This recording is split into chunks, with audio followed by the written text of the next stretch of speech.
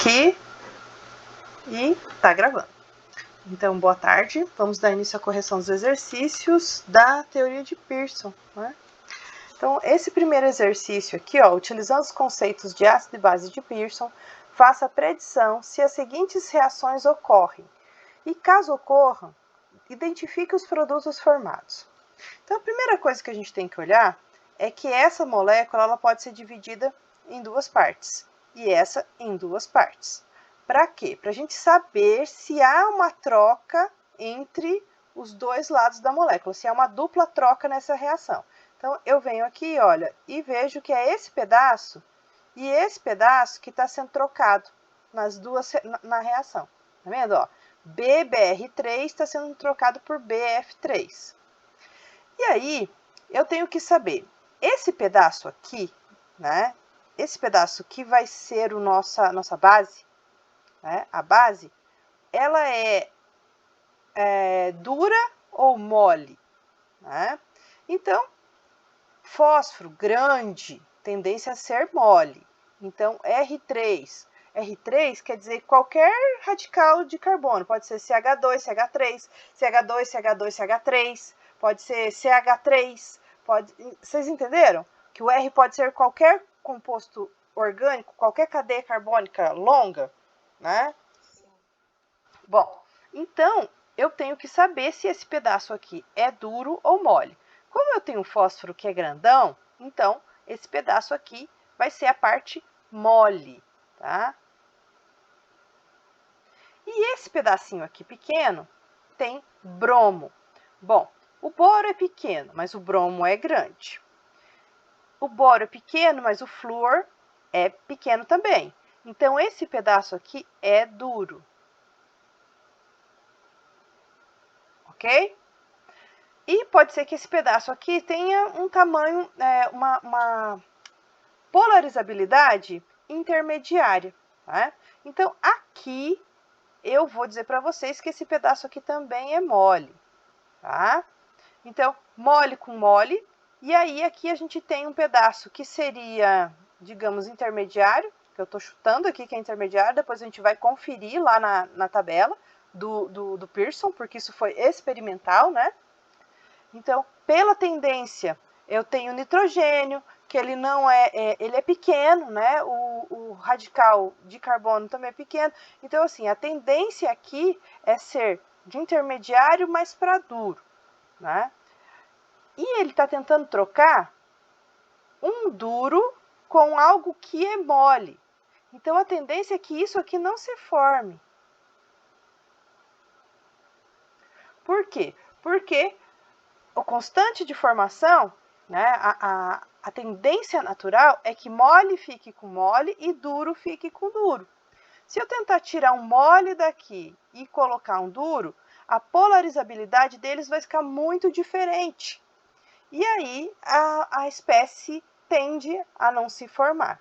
Então é mais fácil você ter algo que é mole com duro, trocar de espécie, né? Do que você ter algo que é mole e você tentar fazer essa reação acontecer.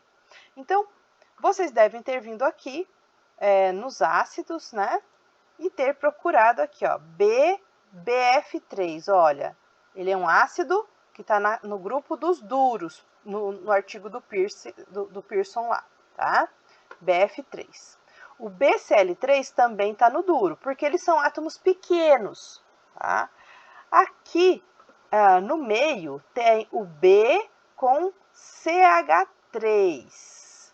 Eu poderia chamar de R3 aqui. E aqui eu tenho B, né, o boro, com 3 hidrogênios. E o boro aqui embaixo, olha, com R2. Esse R2 pode ser coisas bem grandonas, tá? Então, CH2, CH3, CH2, CH3, um monte de coisa aí. Então, ele tá aqui, ó, nos moles, tá? Então, o BCH3 está aqui no intermediário e o BR2, BR3, por exemplo, estão aqui nos moles. Tá? Então, ele está como ácido mole. Então, a gente volta lá e a gente vai ver que o B com BR3. Ah, não era R, né? Era BBR. BBR. Vamos procurar um BBR. BF3. BCl3. B... Nossa, não tem aqui nessa lista. Mas pode acreditar, ele tá aqui. Por que eu digo que ele tá aqui? Que vocês acreditarem em mim que ele tá aqui. Pode ser que eu esqueci de digitar, né? Porque o bromo é um átomo bem grande. E quando ele é grande, ele é mais polarizável, tá? Então, essa primeira reação aqui a gente espera que não se forme, tá? Então, a gente acredita que essas espécies não vão se formar. Por quê? Porque eu estou tentando colocar aqui, olha, duro com mole. Vamos conferir se esse aqui é mole mesmo, R3P. Então, vamos nas bases. R3, ó, R3, base mole, tá? Então, pelo tamanho do fósforo, eu já imaginava que seria. Eu só fui lá para conferir, para ver se eu não estou falando nenhuma besteira para vocês. Sempre eu faço isso. E aí, a gente vem aqui. Com certeza aquele pedacinho da gravação não foi, viu? Porque eu não...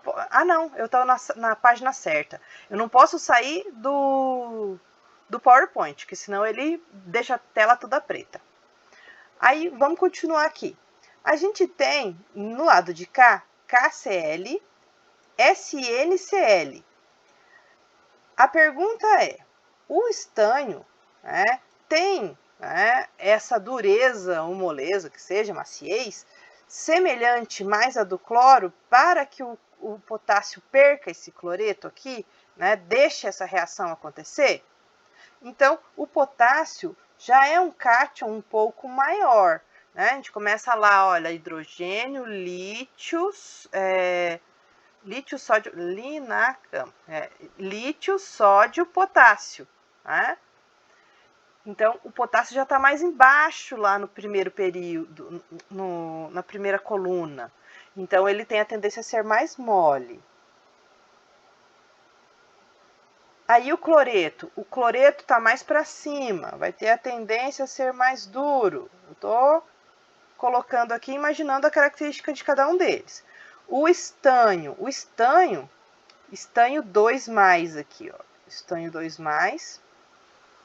Estanho 2+, não é tão mole quanto o estanho 2+, mas ele já tem 2 cargas a menos. Então, eu espero que ele seja mais duro. E o cloreto sendo duro também. Então, eu acredito que essa reação aqui aconteça. Tá? Então, vamos lá. Vamos ver lá na nossa listinha de cátions. Potássio, onde é que ele está? Ele é um ácido? Olha, ele é duro, gente. Ele é duro. O ácido é duro também. Ó, eu coloquei que ele era mole, porque eu imaginei que ele estava para baixo na tabela periódica e já era suficiente, mas ele é duro. Ele é durão. Ele é duro. Ele perde o hidrogênio e a contração do raio muito grande. Então, ele é duro também. Então, duro e o cloreto duro. Vamos ver se ele é uma base dura mesmo. Olha aí, ó, base dura. Então, tá duro com duro. Ai, cadê? Tá, então tá, duro com duro. Aí, vamos ver o estanho e o cloreto. O estanho SN2. Se ele é um ácido duro. Para a reação acontecer, ele tem que ser duro. Vamos ver onde é que ele tá. Vamos ver se ele tá aqui. SN. Tá aqui nos duros, ó. SN4. SN4 é duro, mas ele não é o SN4, ele é o SN2. Ele é intermediário. Intermediário. Ele tem dureza intermediária. Eu tinha certeza que o SN4 seria duro, mas o SN2 eu tinha um pouco de dúvida aqui. Então, ele é intermediário. Se ele é intermediário e está com algo que é duro, então duro com duro, prefere continuar duro com duro do que intermediário com duro. Então, essa reação aqui... Deixa Deixa eu ver se ele continua aqui. Isso. Não ocorre.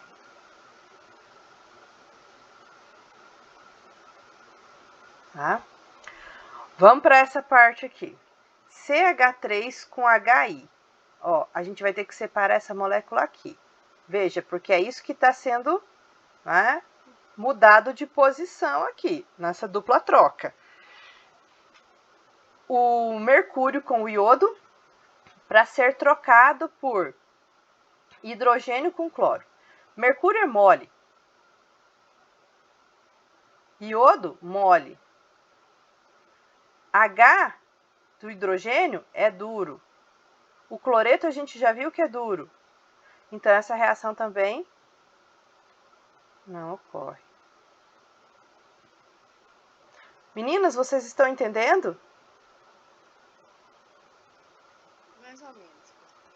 Então, eu tenho sempre que procurar ver se o que o autor está propondo no exercício, o autor do exercício, se ele está propondo, se é uma troca de algo que já está estável, porque é duro, está junto com duro, né? Para que ele vai pegar e trocar por algo que não vai ficar estável com ele, que é algo que é mole.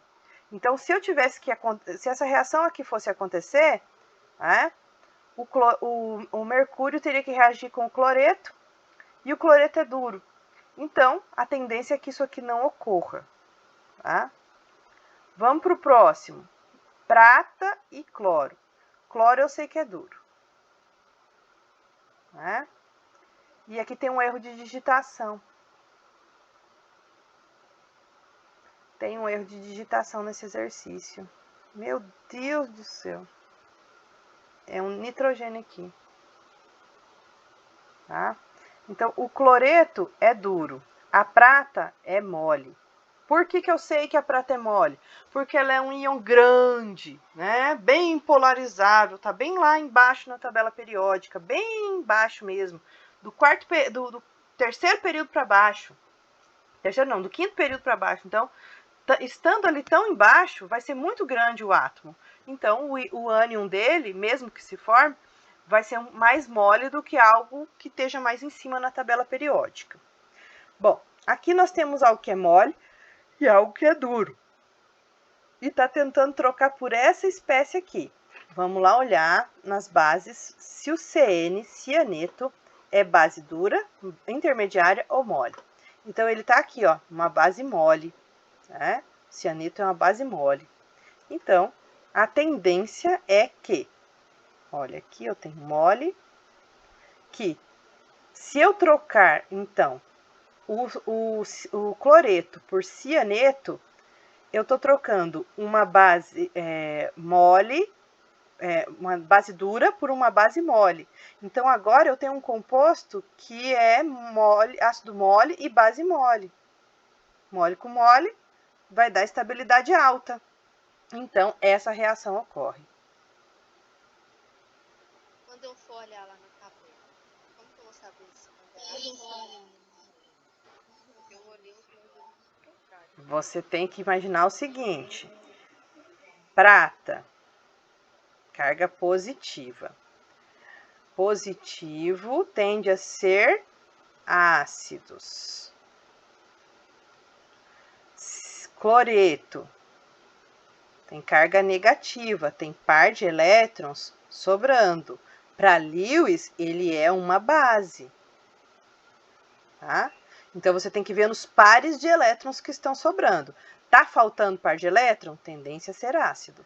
Tá sobrando par de elétrons? Tendência a ser base. Tá? Tá bom? E também tem uma outra coisa. Normalmente, mas não sempre, né? Com composto orgânico não rola, mas com os compostos inorgânicos rola. O lado da frente, ó, AgCl. O lado da frente é sempre ácido. E o lado de trás sempre base. Nos compostos inorgânicos isso funciona, tá? Porque a parte positiva fica na frente e a parte negativa fica atrás. Então, para esses compostos inorgânicos vai funcionar. Legal? Tudo bem, meninas? Então, tá bom. Então, esses eram os exercícios que a gente tinha para hoje, tá? Então, eu vou dar uma pausa aqui na nossa gravação, né? E aí vamos para as próximas etapas das próximas aulas.